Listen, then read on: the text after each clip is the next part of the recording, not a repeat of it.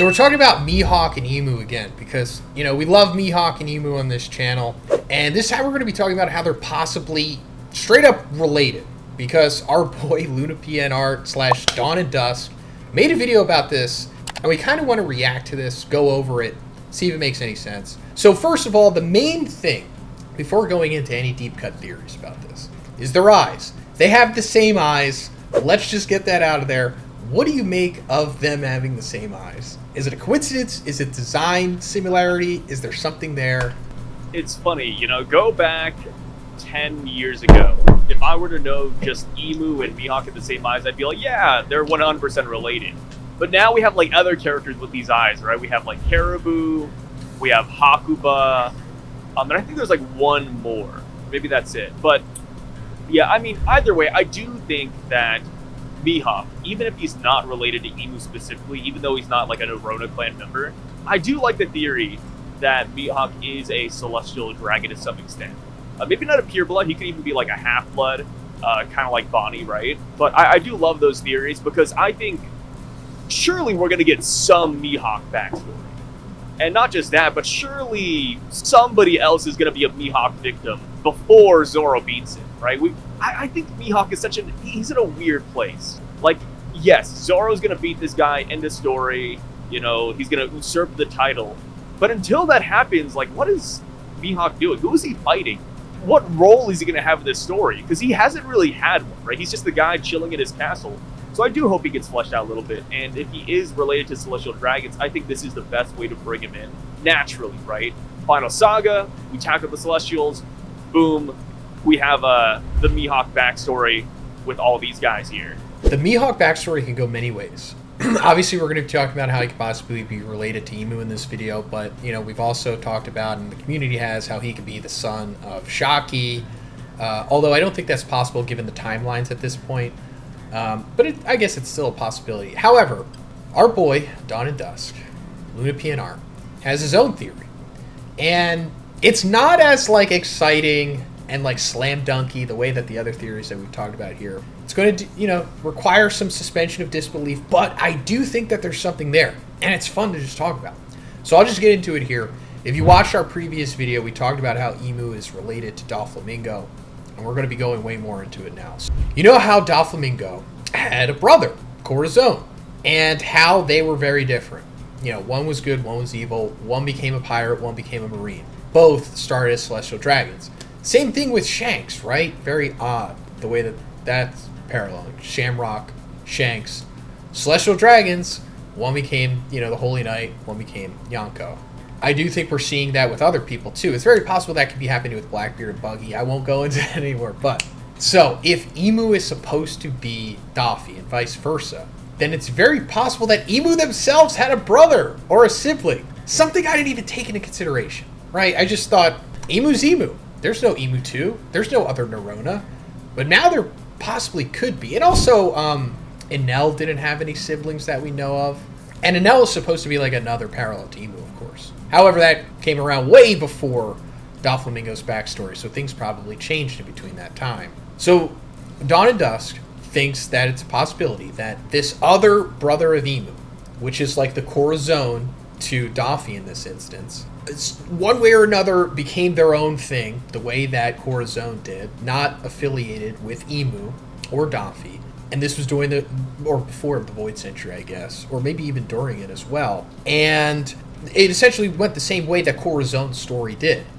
They still cared and loved for each other, but it eventually led to the point of where, you know, Corazon's trying to take down Daffy, and essentially that was probably happening with Emu's brother, was trying to take down Emu, and Emu eventually stopped him. Now, that bloodline of the Neronas, in theory, eventually led to Mihawk.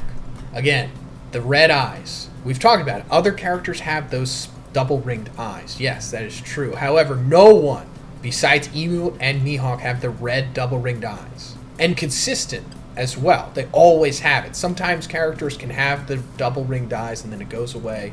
Not with them. They always have it. In fact, Mihawk's eyes started off as orange, and then they changed to red. So that's really interesting, right? Yeah, that's a tough one. I do think that the theory that Emu has a brother and maybe like Mihawk is from a failed Nerona line. I think that's really fun. I like that idea a lot. I haven't heard that one before. As far as the eyes go, like, the colors change, yes, but I would almost put that more on Toei than anything. I feel like their color choices change a lot. Like Crocodile now has purple eyes, for example. I think because of Cross Skill, they're like, okay, let's really focus on the eye colors, and they're just kind of going in on that.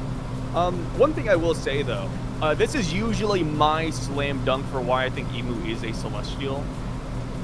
So take this with a grain of salt. Not canon, but you do have to imagine that Oda, he does work alongside a lot of Japanese game companies when it comes to One Piece IP. I believe they said, I mean, first up, Odyssey was a Oda story. World Seeker was partially an Oda story as well. Unlimited World Red also somewhat of an Oda story. And Oda always has oversight over what devil fruits and what attacks can get brought into these games, right? And what's funny is that in One Piece Pirate Warriors 4, which is still going on to this very day, I can't believe it. Dude, give us a new One Piece game. Pirate Warriors 4 is like 10 years old. I love that game. In Pirate Warriors 4, Mihawk has an entire moveset that's all named. Most of them are attacks we've seen in the series already, but they just put names behind them because, you know, it's a video game, right? Every attack needs a name for a combo, yada yada. And what's interesting is that Oda's team put in an attack for Mihawk called 16-Day Moon. And what's about this is 16 is very significant to Celestial Dragons. Go back to Doflamingo, right? His final attack is 16 Holy Bullets. And with Emu, if you break down his name, kind of like how Gomu is 5'6", right? That's Luffy's number, 5'6" Gomu. Emu, if you break that down, that's 1'6" for 16. So people are like, yo, like, Mihawk, he's sporting the 16-day attack. Like, what is going on? 16-day moon?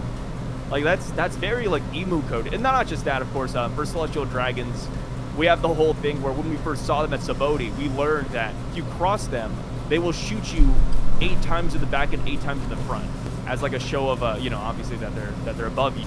So they shoot you 16 times, and then of course, like, the Oxloid Bell, which is probably something from the Void Century. Every new year, they ring it 16 times. So it's like the number 16 is significant to the world government. So Mihawk having an attack that is right there, you know, alongside that, it's like, wait a minute, like that's really odd. Like all of Mihawk's other attacks, they're very like, you know, nondescript. It's like, oh, he has one called Wild Slash, you know, Void, Nocturne, Crescent Moon, and then here's 16-Day Moon, and it's like, wait a minute, this is a little bit weird. And you know, like I said, it's not canon, but it does come from Oda-Dash's team, and we have had it on record where they do work side by side. So I don't think this is a throwaway line. I think it will be pretty important. I'm so glad you brought that up because I didn't know that. And I'm so convinced that if a character in One Piece has 16 related to him in some way, it's for sure related to Emu.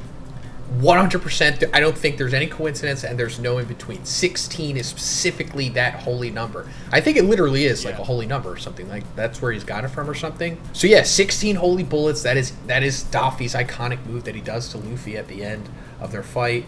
And then the 16 lasers from Uranus to destroy Lelougia. Mihawk having that 16 move? Wow, I didn't know that. I think that confirms it, to be honest. Not that he's related to Emu, but related to, in some way, and the Celestial Dragons. Because, you know, they were showing Shanks doing all that crazy Conqueror's hockey years before he did it in the manga, in the games. Another thing is that, like, since he's coming, hypothetically, from this other bloodline, not like the Emu, but the Emu's brother, they would be against Emu, and that could be the explanation as to why Mihawk has like the cross, because the cross is supposed to be, you know, against the devil, and that's what Emu is, the devil magic, all that stuff. And then the cross, same thing with Kuma, the Holy Bible, the cross, all that stuff, it's supposed to be against that. So I think that's another symbolism in One Piece. It's like you got the devils and then you've got the holy dudes, and Mihawk is like one of the holy dudes. And I really like this for Mihawk too, because it could perfectly explain, you know, Mihawk being a Celestial, like the whole brother route we don't have to go down, but just him being a Celestial makes sense because maybe that's where he met Shanks. Maybe that's why him and Shanks started their rivalry. They're like, hey, we both have kind of effed up bloodlines, man. Let's spar. That's what I always thought. I thought there's not a coincidence that they're just randomly friends. I thought they either knew each other from the Holy Knights or something, or Celestial Dragons. It has to be Celestial Dragons minimum. I think that connects them. So I'm on board with that. And then I guess to end the video, I don't know if this means anything. When Emu blows up Lelougia, the guy there is Dracul, right? Or something? Yeah, vampire dude. And it's so, like, obvious. Yeah, I mean, he had Batman fighting Luffy. That wasn't Toei. That was Oda stepping into the booth, making sure that Batman... Yeah, Batman versus Luffy. Right? Also, I guess we'll just say it here because another thing that Dawn and Dust said was that Yoru, his sword, means night. And it's not even ambiguous. It just straight up means night, like the night. Yeah. That could be something with Celestial Dragons. And also, it's even possible he was saying that the sword itself, you know, like a cross kind of, that is meant to kill Emu. I don't know. Because there's like a thing like that in Bleach. There's a thing like that in Bleach. No spoilers, but like, there's this one character that does nothing the entire series, and then at the very end, it's like, oh, you had this one sword that kills God the entire time. I just want to give Mihawk one fight. You know, one fight before Zoro, because, like, Mihawk, just like a lot of villains in the series, they're kind of like put up to lose, right? Mihawk's whole narrative is to one day lose to Zoro.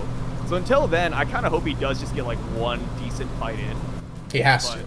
Yeah, he has to. Alright guys, that's pretty much it for the video. Let me know what you think about it in the comments. Is Mihawk related to Emu, or is Mihawk just a Celestial Dragon at minimum? Check out Sai's channel, link in the description. Have a great day. See you in the next one.